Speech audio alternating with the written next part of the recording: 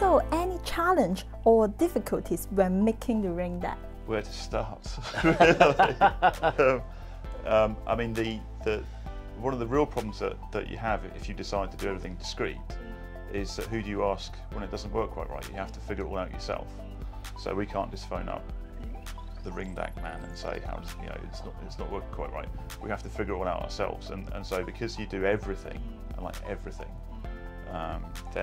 then you really have to understand what you're doing, what you're trying to achieve, how to solve the problems that you encounter, which there will be many.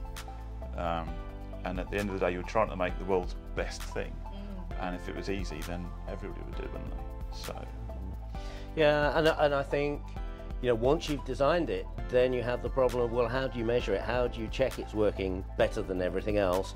And repeatedly we've come across that problem that there's just not test equipment available on the market to do those measurements. And so we design the product, and then we have to design some test equipment or some special test techniques to actually prove it's working as well as we think it does. So I think when you are at the forefront of technology, it's not only doing it, it's actually confirming that you've done it. That is a real challenge. Got it. Okay. Yeah, I think that's the really exciting thing for us working at dCS and working in high-end audio, is that the team are really trying to break new ground. We're trying to get people closer to the music than they can get from any other D2A technology, but that's, there's not a linear path to follow. So sometimes the team have an idea or they work on a project and then you have a setback, or it doesn't quite sound what we hoped for. So sometimes it's kind of one step forward, two back, and then there's a big breakthrough.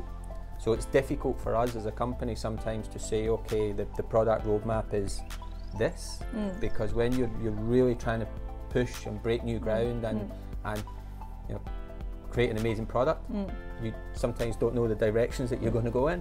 You have to be brave and realise that not everything you do works out right, and so there's no point continuing on something if it doesn't work right.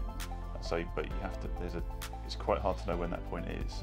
But you at points have to say, okay, this isn't the right thing, and it's okay to make mistakes if you learn from them.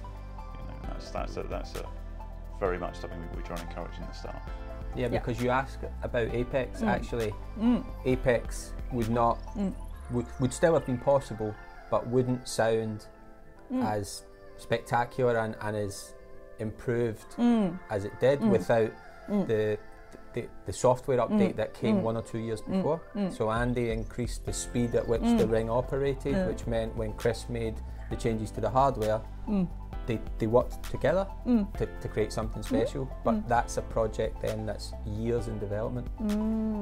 Okay, yes, you're talking about the APEX. I would like to ask, we know you launched APEX program during COVID-19 pandemic period.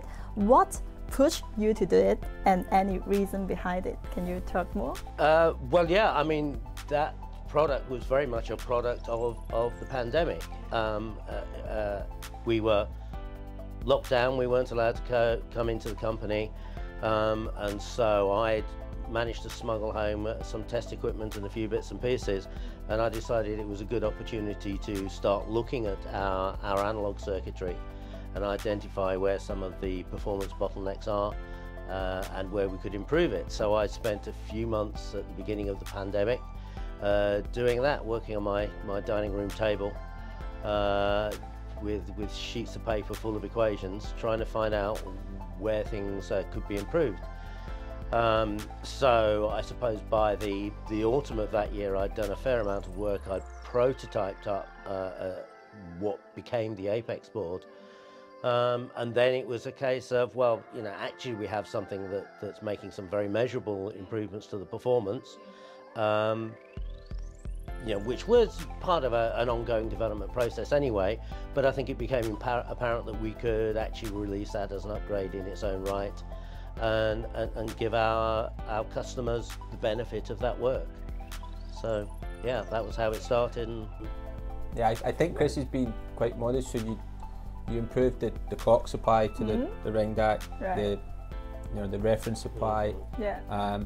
But I think in terms of measured performance, was it 12 dB more linearity? Right. Now, the Ringdac was already state of the art, so Chris was able to get the measured performance by a large order of magnitude better.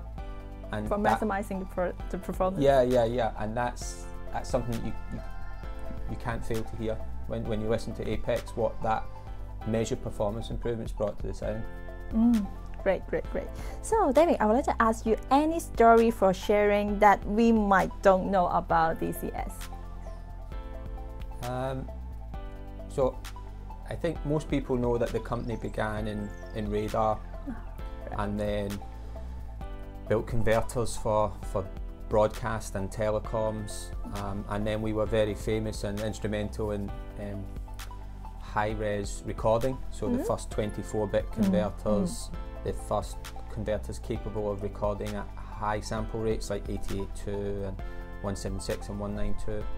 We helped to make technology for Sony and Philips and Super Audio CD as a format, but maybe the one thing that people don't know is we make a product exclusively for the BBC called the 578, and this box helps to synchronize the audio distribution between the broadcast houses and between the radio stations. So I think it does all of the national radio stations and also the world service. So that's maybe something that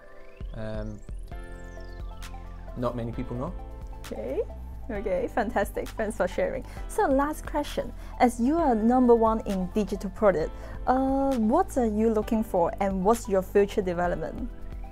Yeah, good question. So there's kind of two sides to that. So I think Andy and Chris and their team are really focused on how do they improve our technology in the key kind of technical dimensions, and then myself and others in the company, we are looking at digital audio and music playback, and where is that going?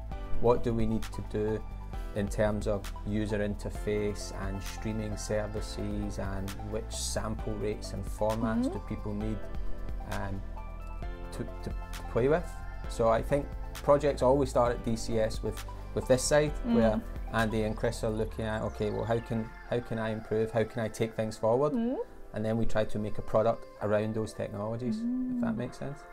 So thank you for all of you for spending your precious time with us today.